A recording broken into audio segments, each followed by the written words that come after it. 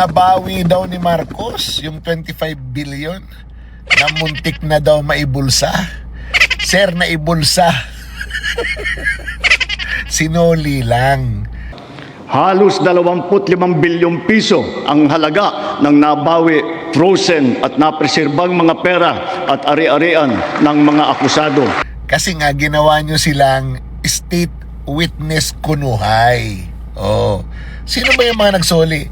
Yusek Bernardo, yung grupo ni Alcantara. Sila lang naman eh. Wala pa naman yung mga contractor mo eh. Wala pa. Oh.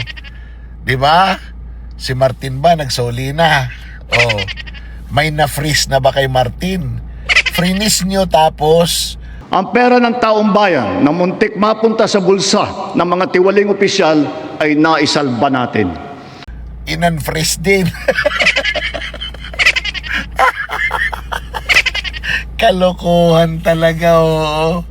Sir, 25 billion pa lang yun. Asaan yung 975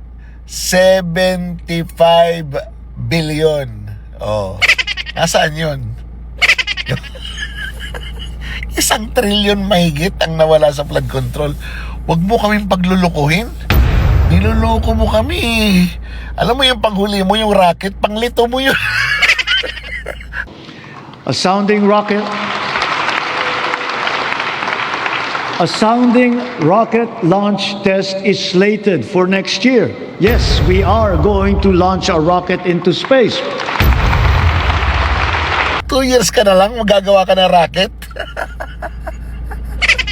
Subway nga hindi matapos dahil hindi mo mapundo-punduan eh. Ay, nako po. Sir, yung totoo lang, nung sinabi mo na kakasuhan na si Romualdez, kailan? At dumating na tayo sa punto na ayon sa ombudsman ay malapit na ang paghain ng patong-patong na kaso laban sa dating speaker. Masakit man sa akin ito, ngunit kailangan nating gawin ang tama. Puro lang kayo attempted eh. Ha?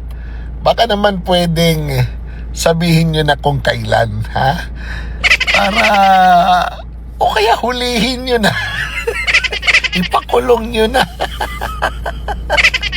Para talagang malaman na hindi ito drama lang at kunwari lang na galit kayo sa isa't isa.